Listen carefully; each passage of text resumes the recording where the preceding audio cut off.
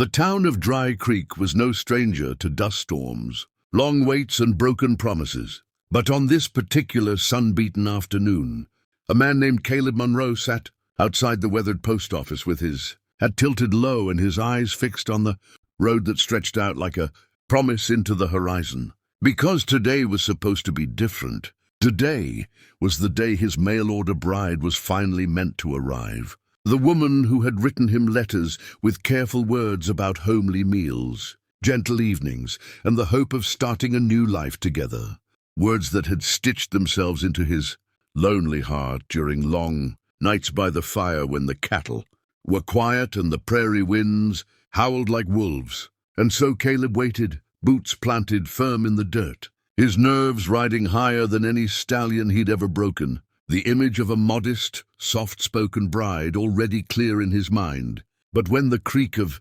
wagon wheels broke the silence, and a figure stepped down from the back, the entire rhythm of his destiny changed, because it was not the shy woman he had envisioned stepping into his life, but rather a flame-haired stranger with eyes like sharpened steel and a stance that told every gun at her hip's side she had seen more than her fair share of trouble. A woman who carried herself like the desert carried heat, unforgiving, relentless, and entirely unwilling to bow to any man's expectation. And Caleb found himself frozen between disbelief and a surge of curiosity as the outlaw woman's boots struck the ground with a confidence that rattled the air, her hand brushing against the revolver, holstered at her waist in a motion so casual it was almost threatening, her voice cutting through the murmurs of townsfolk who had gathered nearby as she smirked and said, "Well, Cowboy, looks like you've been waiting for a bride.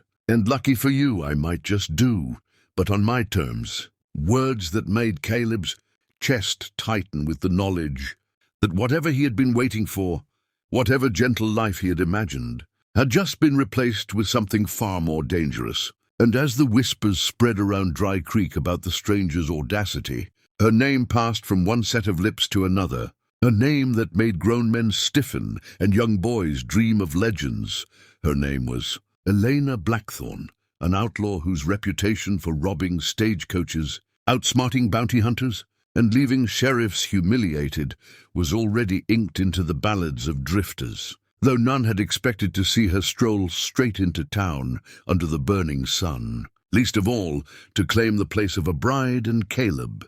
though steady-handed with a rifle and calm under pressure,